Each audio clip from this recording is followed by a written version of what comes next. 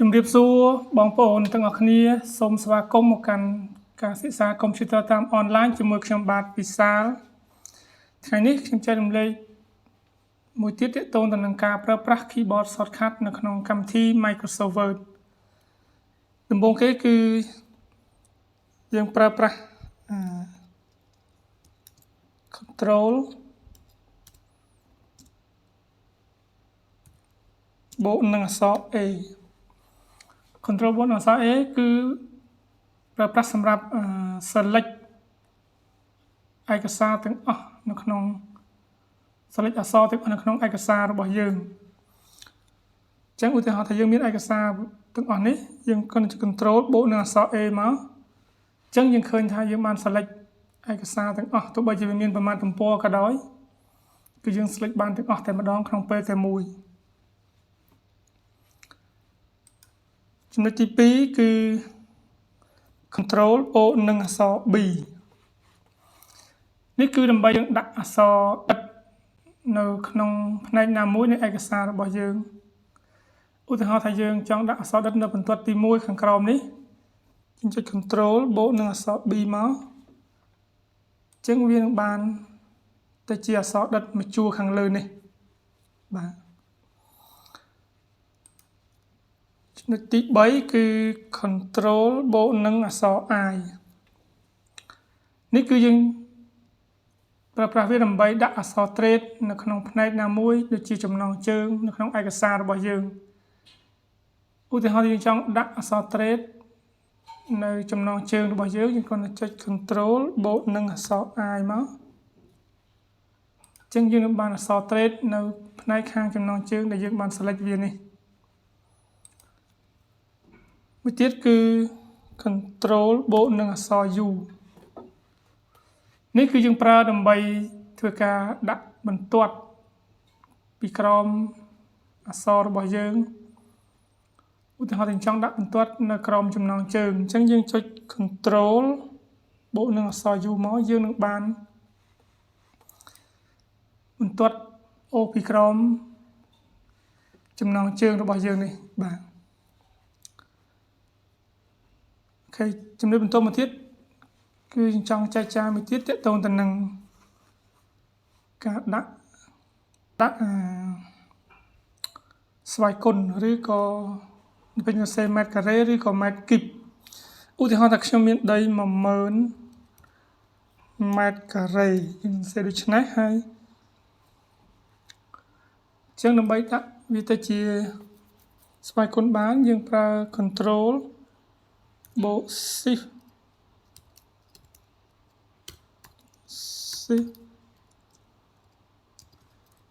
បូក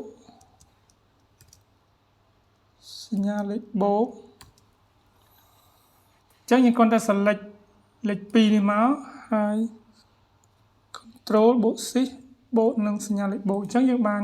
ទៅជាម៉ែត្រគីបអស់សំដៅម៉ែត្រការ៉េអញ្ចឹង10000ម៉ែត្រការ៉េស្មើនឹង1ហិកតាដីអូខេហើយមួយទៀតបើសិនជាយើងចង់ដាក់សន្ទស្សឬក៏យើងតែងសរសេររូបមន្តគីមីរបស់យើងគឺ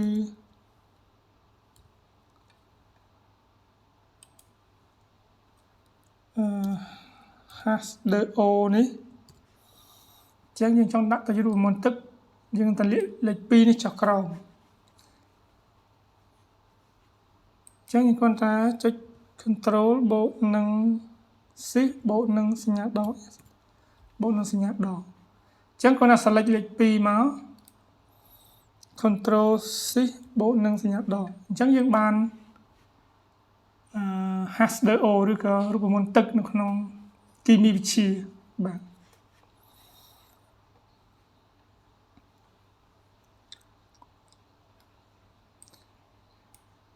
អូខេចំណុចបន្តមកទៀតយើង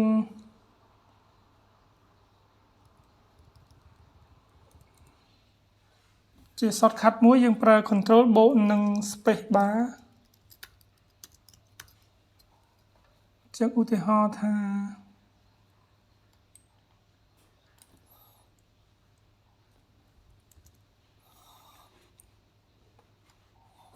យើងមាន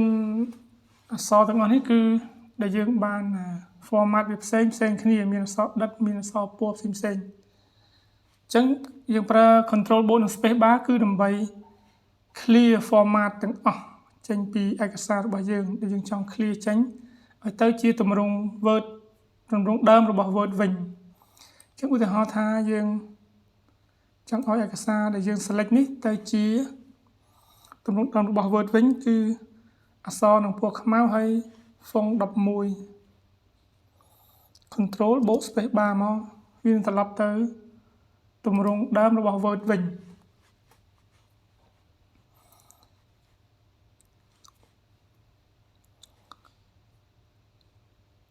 អូខេចឹងបន្ទាប់មកទៀត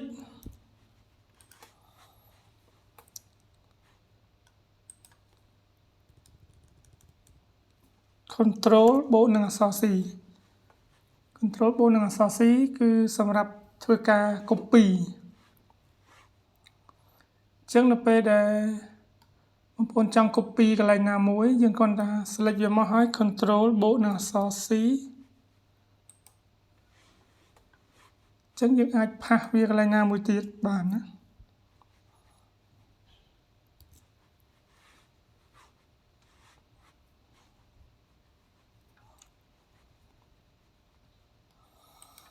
អូខេបន្តមកទៀត control បូកនឹងអក្សរ X control បូកនឹងអក្សរ X គឺយើងកាត់ចេញឧទាហរណ៍ថាយើងចង់កាត់អង្គរវត្តនេះចេញមួយចុច control បូកនឹងអក្សរ X ចឹងកាត់វាស្តៀងនឹងយើងលុបប៉ុន្តែយើងអាចយកវាទៅផាសនៅកន្លែងណាផ្សេងបានទៀតបើយើងលុបវាអាចទៅផាសកន្លែងណាបានទេឧទាហរណ៍ថាយើងចង់ផាសនៅកន្លែងនេះយើងអាចចុចផាសបានចេញអង្គរវត្តមួយទៀតបាទ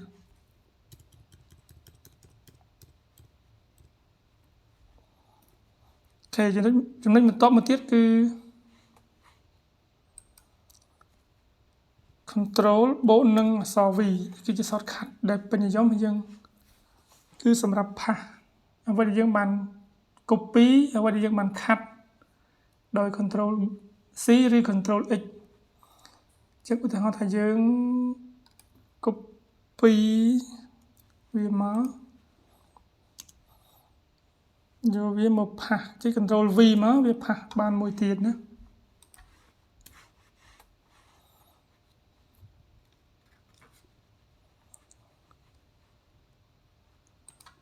អូខេ shortcut បន្ទាប់ទៀតគឺ control បូកនឹងអក្សរ Z នេះគឺ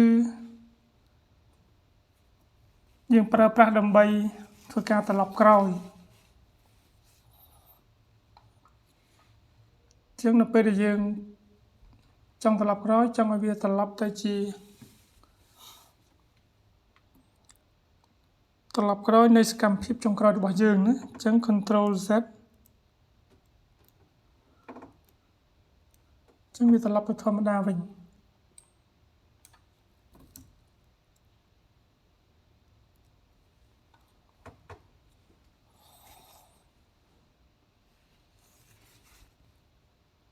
control បូកនឹងអក្សរ Y ណាត្រឡប់ទៅមុខវិញ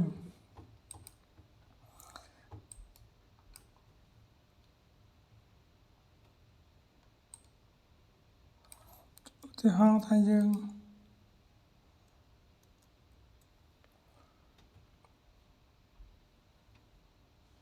ចឹងនេះគឺវាបច្រាស់ជាមួយនឹង control Z ណាត្រឡប់ទៅត្រឡប់មកជា control Y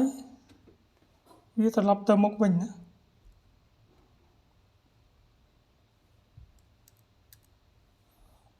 ឧទាហរណ៍យើងត្រឡប់មកក្រោយហើយយើងចង់ត្រឡប់ទៅមុខវិញចេញទៅមុខវិញយើងមិនចាំបាច់ទៅសេឡើងវិញទេទៅវាបច្រាស់គ្នាជាមួយនឹង control Z ត្រឡប់ទៅក្រោយ control Y ត្រឡប់ទៅមុខបន្តមកទៀតគឺ control បូកនឹងអក្សរ O មួយនេះគឺយើងប្រើប្រាស់ដើម្បី display the open tab in by stage view អញ្ចឹងឧទាហរណ៍យើងកំពុងតែចង់ បើកនៅឯកសារផ្សេងៗនៅក្នុងកម្មវិធី Microsoft Word របស់យើងអាចចុច Control បូកនឹងអក្សរ O វានឹងចេញកន្លែង Open នេះសម្រាប់យើងបើកយកឯកសារថ្មីមកប្រើប្រាស់បាទអញ្ចឹង Control បូកនឹង O គឺស្មើនឹង Open នៅក្នុង Backstage View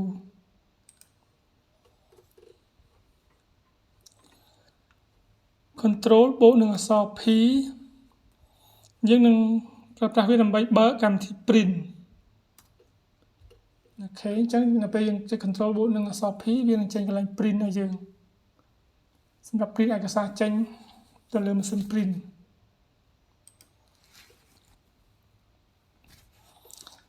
ចំណុចបន្ទាប់មួយទៀតណា Control បូកនឹងអក្សរ S គឺប្រើប្រាស់វាដើម្បី save ឯកសារផ្សេងៗអញ្ចឹងយើងចុច Control បូកនឹងអក្សរ S វានឹងចេញកន្លែង save ឲ្យយើងអញ្ចឹងយើងចុច save ទៅវានឹងរក្សាទុកឯកសារនៅតាមកន្លែងផ្សេងៗនៅក្នុង computer របស់យើងណាអូខេចុងក្រោយគឺ Control បូកជាមួយនឹងសញ្ញាលេខគុណ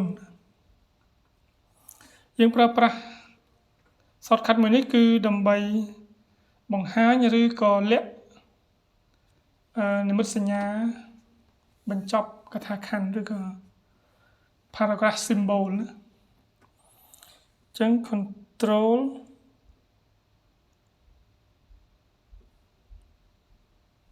បូកនឹងសញ្ញាលេខគុណ